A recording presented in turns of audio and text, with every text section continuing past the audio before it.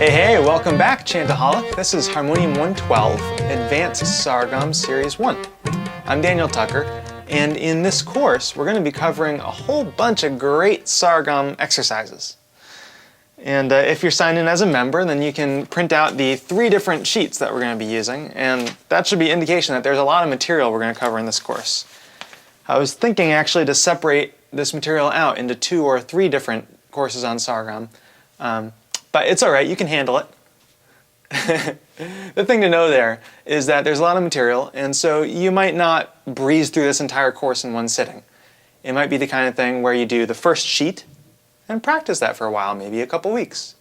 Then come back, do the second sheet. Practice that for a couple weeks.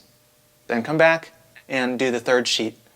So all told, this course's worth of Sargam exercises could span a couple weeks or a few months.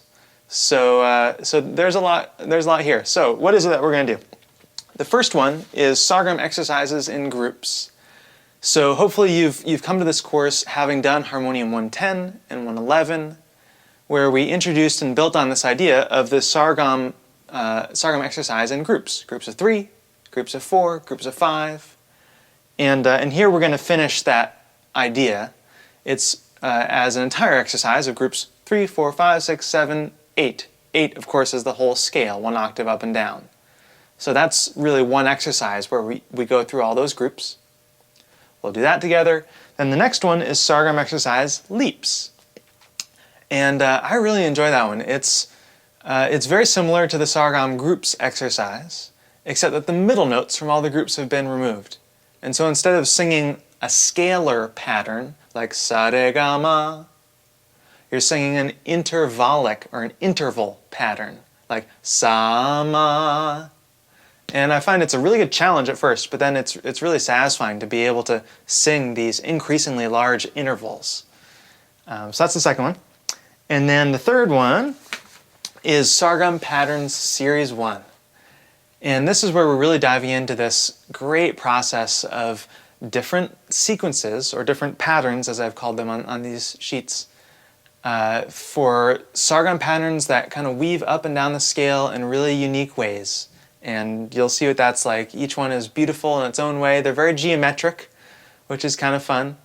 And all told, these exercises I've learned from Jai Uttal, who's kind of the godfather of kirtan out here in the San Francisco Bay Area, kirtan scene at least. And also from Rita Sahai, who's a wonderful Indian classical vocal teacher in the area. And also Pankaj Prabhu, who's a great harmonium and vocal teacher out in Mayapur in India, where I've studied. So these are kind of traditional exercises that I think you'd get from a variety of classical Indian teachers. And this series of Sargam exercises is a path that stretches on into infinity. So I'll be with you for the first few steps of this path, and then if it really catches for you, then you would look up an Indian classical vocal teacher and continue down this road. Okay, so in the next video we're going to do groups, finishing out that groups exercise 3 through 8. I'll see you there.